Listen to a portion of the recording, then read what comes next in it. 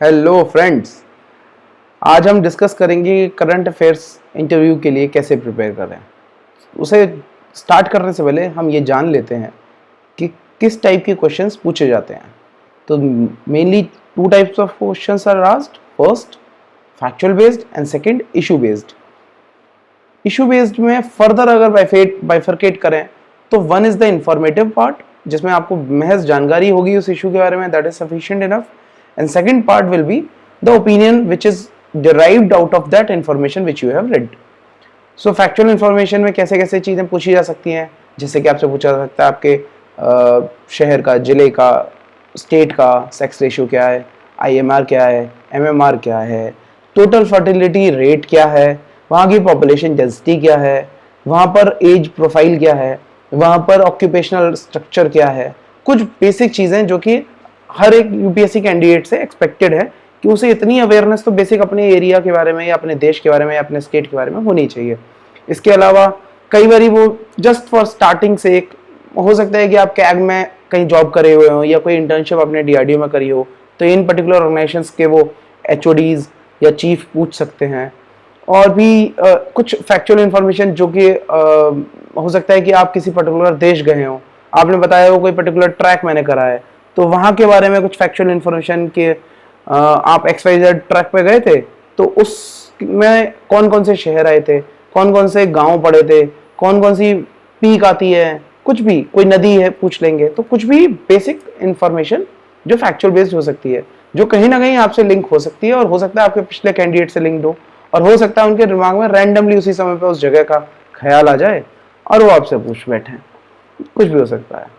The second part is, which is I think you should be working upon very thoroughly, is issue based questions. Issue based question में आपको पहले ये जानना है कि ये इशू क्या है। बेसिक इंफॉर्मेशन जो है न्यूज़ में आ जाती है, लेकिन उसके पीछे का इशू आपको जानना पड़ेगा हमेशा। इशू जैसे कि for example that let us I will take a example about it, women reservation. अब वुमेन रिजर्वेशन एक मेनली इशू है, लेकिन इससे कितने प्रकार के क्वेश्चन निकल सकते हैं दैट विल डिस्कस। जैसे कि वुमेन रिजर्वेशन बिल अभी तक पास क्यों नहीं हुआ, अभी तक क्यों नहीं लागू किया गया, अगर राज्यसभा से पास हो गया है तो लोकसभा में क्यों पास नहीं हो रहा है, या फिर अगर ये पास हो जाएगा तो इससे क्या फायदे होंगे, अगर ये पास हो जाएगा तो इससे क्या नुकसान हो सकते हैं। अगर हम ये देखेंगे इंटरनेशनली वुमेन का रिजर्वेशन कहीं पर है या नहीं है, रिजर्वेशन एज अ पॉलिसी अच्छी चीज है या नहीं है, अगर हम इसे इम्प्लीमेंट करने पे आएंगे तो इसे इम्प्लीमेंट कैसे करेंगे, ये भी एक क्वेश्चन हो सकता है। और ये भी आपसे पूछा जा सकता है कि आपका पर्सनल ओपिनियन इसके बारे में क्या है। भाई मेरा पर्सनल ओपिनियन तो इस बारे में मैं आपको बता देता हूँ खुल के कि होना ही चाहिए। हम लोगों ने देखा है पंचायती राज सिस्टम में, लोकल लेवल पे जब हम लोगों ने ULBs यानी अर्बन लोकल बॉडीज में या PRI पंचायती राज इंस्टीट्यूशंस में कंपल्सरली 33% वाला प्रोविजन डाला था। कुछ स्टेट्स ने उसको बढ़ा के 50% भी करा, तो उससे काफ़ी सारी जगहों पर बहुत अच्छे पॉलिसीज बनी, बहुत अच्छी तरीके से फंड्स का एलोकेशन हुआ, बहुत अच्छी तरीके से उनका इम्प्लीमेंटेशन हुआ, और उसमें बहुत पॉजिटिव रिजल्ट्स निकल के आए।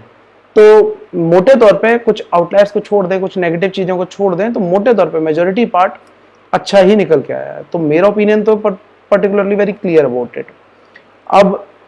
अब जैसे फॉर एग्जांपल अगर इसमें प्रोज की बात करें, तो अगर इसमें प्रोज है तो भाई अगर मान लीजिए सबसे बड़ी बात तो वुमेन एम्पावरमेंट हो जाएगी। अगर वुमेन एम्पावर होती है तो क्या होता है, उससे वो फैमिली एम्पावर होती है। एट लार्ज जो पॉलिसीज बनती हैं वो सोशो इकोनॉमिकली ज़्यादा ब्रॉड होती हैं।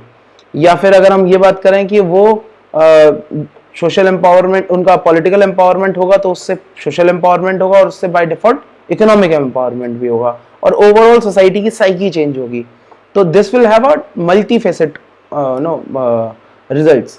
अभी इसी में बात कर लें कि हम लोग नेगेटिव्स क्या हो सकते हैं। जैसे प्रधानपति टाइप का कॉन्सेप्ट चलता है, जहां पर कि the politician, male politician, whenever the seat is reserved for women, तो वो उस पे अपनी घरवाली को या वाइफ को खड़ी करा देता है, या अपनी बहन को या माता को खड़ा करा देता है, और फिर उसे जितवाने के बाद में ultimately he runs the show.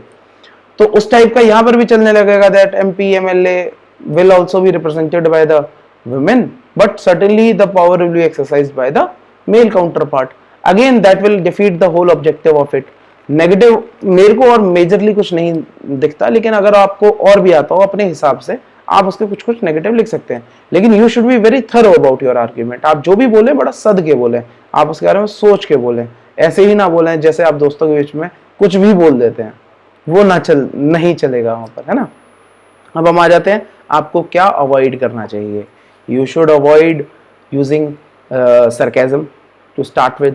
You should avoid using ambiguous terms. You should not be verbose. You should be very precise and concise in your answer, और पहले ही बोल के देख लें उसको। अच्छा, एक और चीज़ है इसमें, that you should be very clear when you are saying something. पहले आप उसे सोचें और फिर बोलें। ऐसे ना करें कि पहले आप बोल दें और फिर सोचें कि मैंने क्या बोल दिया है। अच्छा, ये एक और चीज़ है कि आपका अपना विजन और वर्ल्ड वाइड जो विजन है उसमें अगर सिंक है तो वो भी आपके बहुत फायदेमंद होगा। जैसे कि अगर हम ये कहें कि वर्ल्ड वाइड जो है पार्लियामेंटेरियन जो है बढ़ रही हैं, लेडी वुमेन जो है पार्लियामेंटेरियन बढ़ रही हैं, और इंडिया में भी बढ़ रही हैं, और इसके अगेंस्ट वाला व्यू लेकर के आप कहें कि नहीं नहीं जी हमारे हिसाब से तो घटनी चाहिए, तो वो कहीं ना कहीं इन सिंक नहीं जाता। That you should be aware. Rest I think आप इसी तरीके से अपने इशू बेस्ड और फैक्चुअल बेस्ड क्वेश्चंस को प्रिपेयर करते चलें, and then will continue all other doubts of yours. आप कमेंट कर दें doubts, I will make separate videos on that, and thank you for watching the video.